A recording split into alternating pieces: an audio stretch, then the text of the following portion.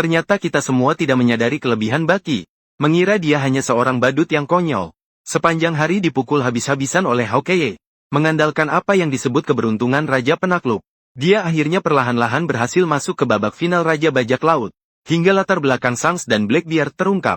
Baru kemudian kita tahu mengapa lima tua takut pada Baki. Tiga kaisar lainnya bisa menguasai lautan. Semua itu berkat keturunan dan bantuan generasi sebelumnya. Hanya Baki yang berjuang dari orang biasa menjadi kaisar laut. Kakek Luffy adalah pahlawan angkatan laut, Kar. Ayahnya adalah pemimpin tentara revolusi, Dragon. Setiap kali Luffy mengalami masalah dalam petualangannya, mereka selalu siap memberi bantuan pertama kali. Shanks adalah anak takdir yang dipilih Roger. Bagaimana Vegapunk adalah ayah kandungnya. Dia juga merupakan salah satu anggota Ksatria Tuhan. Para pahlawan di lautan memberi dia wajah. Sebagian besar karena takut akan statusnya sebagai manusia naga. Awalnya mengira Blackbeard hanya seorang nelayan kecil. Tidak menyangka dia adalah keturunan dari Raja Lautan, Rocks.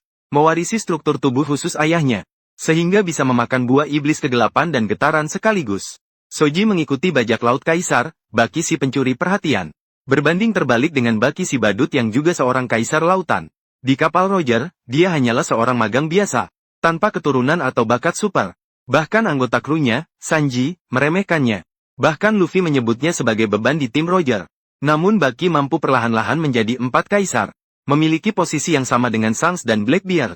Ada yang mengatakan keberhasilan Baki menjadi kaisar semua karena keberuntungan. Namun, kelebihan yang dimilikinya. Hanya pahlawan sejati yang bisa mengetahuinya. Dulu, Shanks mencari pria terkuat di dunia. Whitebeard segera menanyakan keadaan Baki. Dia memiliki ingatan yang mendalam tentang anak kecil dengan hidung merah itu. Seorang bajak laut legendaris yang menguasai satu daerah. Bisa memiliki ingatan yang begitu mendalam tentang seorang anak kecil. Hanya bisa dibilang dia melihat kelebihan Baki. Begitu juga dengan Rayleigh ketika bertemu dengan kelompok topi jerami. Dia juga segera menanyakan tentang Baki.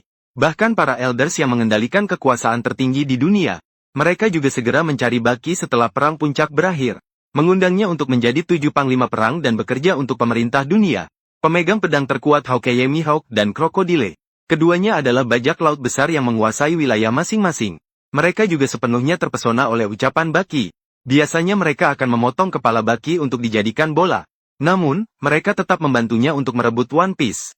Tidak heran jika ada orang yang bisa menjadi raja bajak laut.